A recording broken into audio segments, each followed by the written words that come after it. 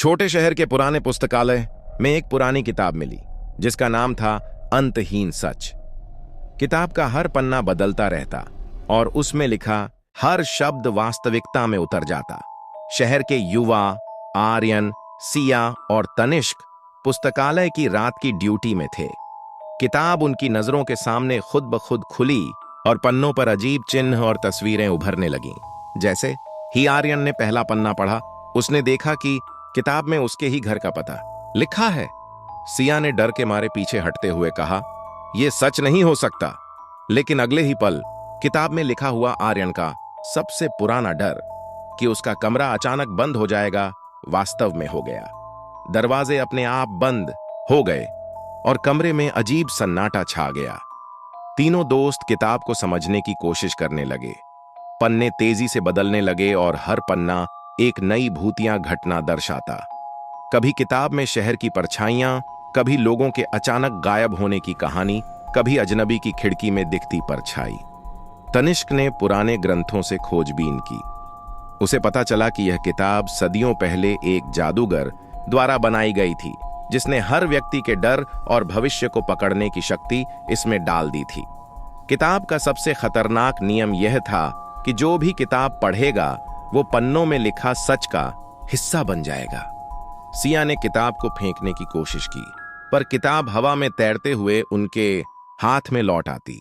आर्यन ने समझा कि किताब केवल सच्चे हृदय वाले लोगों से ही बात करती है और जो इसे गलत इरादों से पढ़ता है वो इसके शिकार बन जाता है।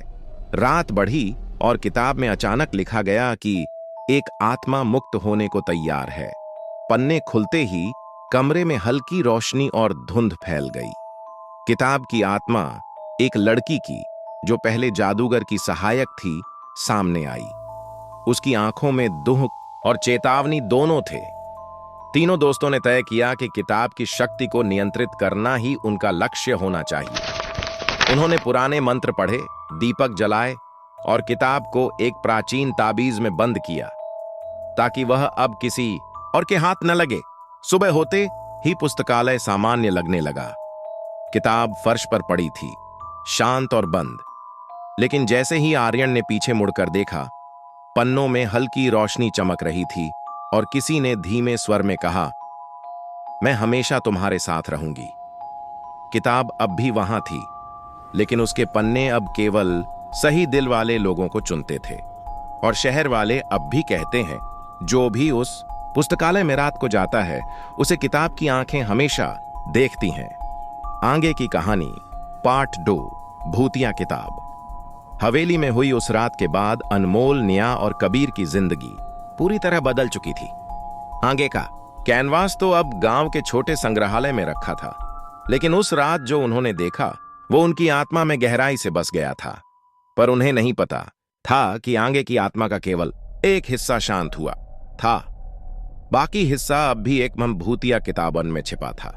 कहानी शुरू होती है 1 महीने बाद। अनमोल देर रात अपने कमरे में बैठा था। हवा अचानक ठंडी हो गई, जैसे किसी ने अदृश्य दरवाजा खोला हो।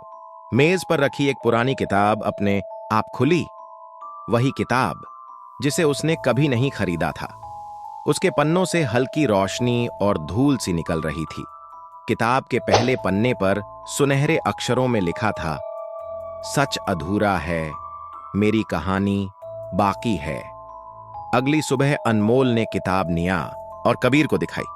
निया ने उसे छूने से मना किया, लेकिन कबीर ने पन्ने पलटने शुरू कर दिए। हर पन्ने में अजीब चित्र बने थे।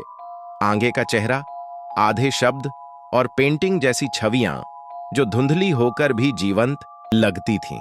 आखिरी पन्ने पर एक लाइन लिखी थी, जिसने मुझे देखा अब वही मेरी कहानी पूरी करेगा। उस रात तीनों फिर से हवेली पहुंचे। हवेली तो वीरान थी, पर अंदर वही पुराना माहौल लौट आया। ठंडी हवा, हल्की धुंध और दीवारों पर अजीब परछाइयां। जैसे ही अनमोल ने किताब खोली, दीवारों पर लटकती पुरानी पेंटिंग्स में हलचल होने लगी। हर पन्ना एक कमरे से जुड़ने लगा और किताब के शब्द जिंदा से लगने लगे।